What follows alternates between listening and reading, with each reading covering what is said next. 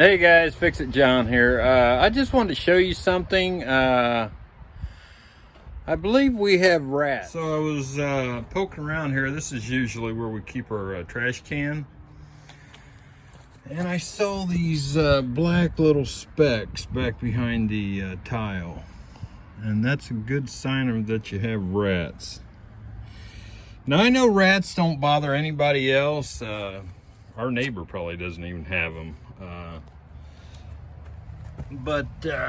And I know rich people don't get rats either. I know for a fact the rich kids down the street don't have any rats. But we have rats. So let me show you what I have here.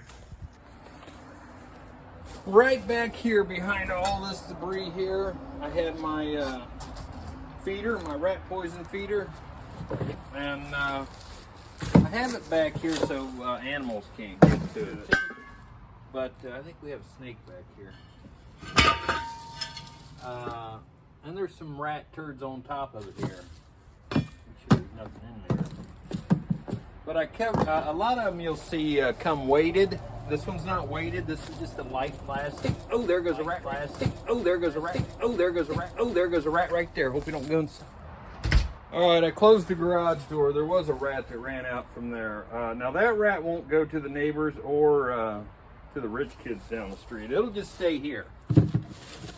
So this is not weighted like you see in some industrial parks. That's why I keep all that debris on top of it. Let me take you over here where I'll bait the trap. I'm going to show you. You just pinch these two little tabs and open it up.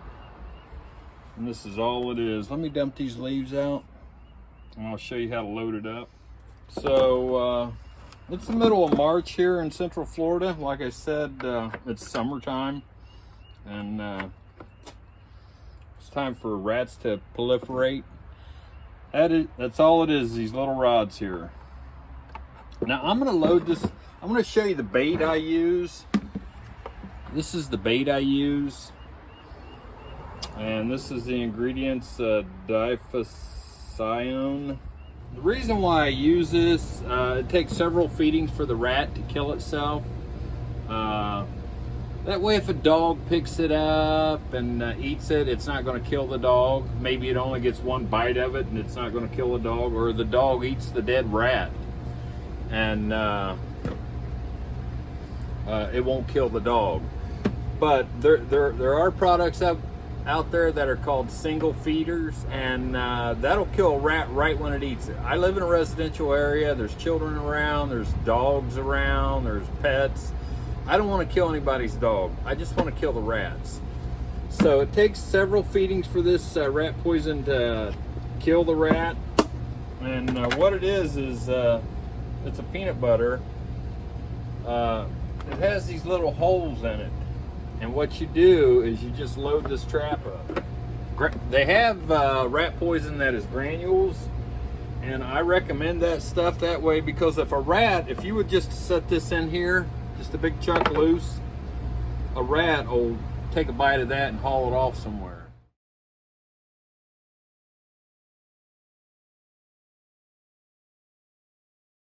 So what you read on those reviews, sometimes you got to look a little deeper into it than just, oh, it took so many feedings. Well, that's what I want. I don't want to kill any animals or any pets or people. And I'll take this because, like I said, it's middle of March. It's summertime here. And that's when the rats start to proliferate. So what I'm doing here is I'm going to cut this stuff up. And that way, you can cut it in half. I don't want the rat to carry half of that off. I may cut it in 8. All right, guys, I have this all cut up. I'm gonna load this trap up. What I was talking about was not granules, but they sell a pellet. So you could load pellets into this too, if you don't have these here, the kind with holes in them. But the reason why I'm loading so much bait in here is because the directions say maintain an uninterrupted supply of fresh bait for at least 10 days.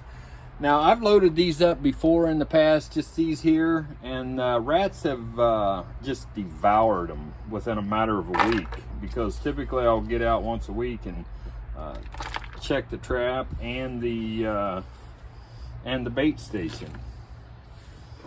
So there's still some more I can put in here. Since I'm seeing rats, I'm really gonna load this trap down. All right, guys, fix it, John. I'm gonna take care of these rats. So you see these openings here? That goes all the way through. You wanna set that against the wall so they can have a nice little run. We'll set it right here. That way they can get up here and come out there. Now I'm gonna cover this up so no animals can get it, like possums or anything like that.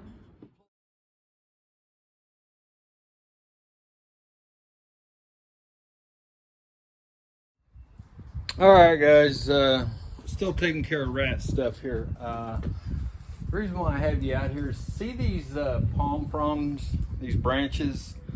I was coming home from work a couple nights, and you know, I did one of those. I thought I saw a rat. Well, and I did it. I thought was that a rat? Well, so I was sitting out here on the porch with these chairs, and a rat literally came off the roof, grabbed one of these branches, and walked down. So if you have any plants, I mean, just as flimsy as that. I heard something, that's why I saw it. I was sitting out here, I heard something that just pulled down, not this particular branch, but another one. And he just walked on down, so that told me that, yeah, I've been seeing a rat for a couple weeks. But I'm kind of anal about this because we have a tile roof, and I hate them because they're great places for rats to live. And so I'm anal about keeping these branches away from this roof. Otherwise, the rats will get up there and find a place to live. Right here, guys, here's another, it's not touching yet, but they grow out, and it's another entry point for rats. All right, guys, I'll show you how to bait one of these traps. I'm baiting one out here, and I'm baiting one inside. And all I'm using is peanut butter right here. But right here. Now they love peanut butter, so peanut butter is about the best bait you can use. So here we go. We just take it like this. Pull that actuator back. Put it up under there, and there it is. All right, and the way you want to set it is you want to set it, you don't want to set it like that, because rats run along the wall and they look for food, so you want to set it like right there, and rats will come this way, sniff around, smell it, and hopefully get it. Hey guys, Fix It John here. This is just a follow-up on my video. You see that chunk of rat poison there? That's why I don't like to use a single feed rat poison, because they can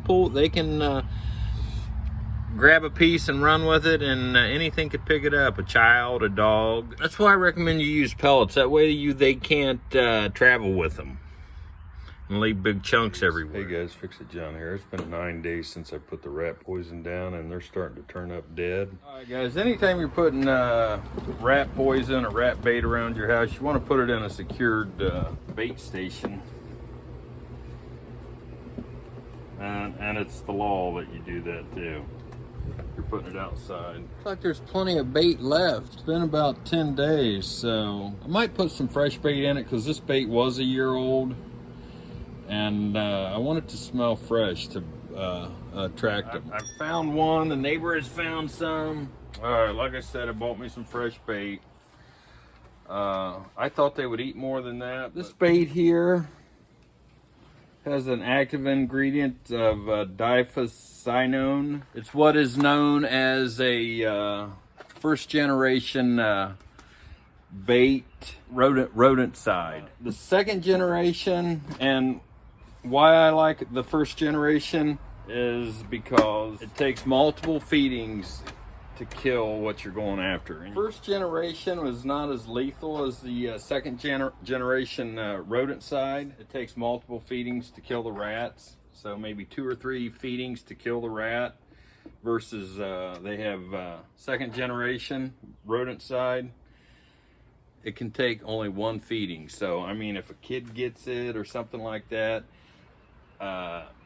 you don't want to poison anybody. You don't want to poison a dog. So don't and how you can tell it's a second generation Rodenticide is typically it's going to be twice the amount of money. I think I paid like $29-30 for this on Amazon, and the rats love it. Secondary poisoning for this type of rat poison, meaning a rat eats it, dies, and a dog picks it up and eats it, it's a medium risk.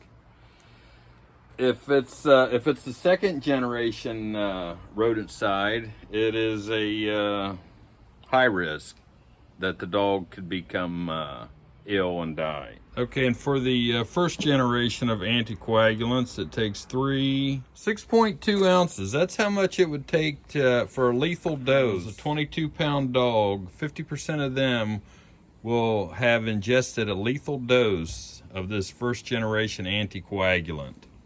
That's why I use first generation. But for the second generation, we'll take all these off, 1.8 ounces. See what it looks like. And that is a single feed, a 1-bite feed, 1.8 ounces. There's one whole piece and bits of another piece.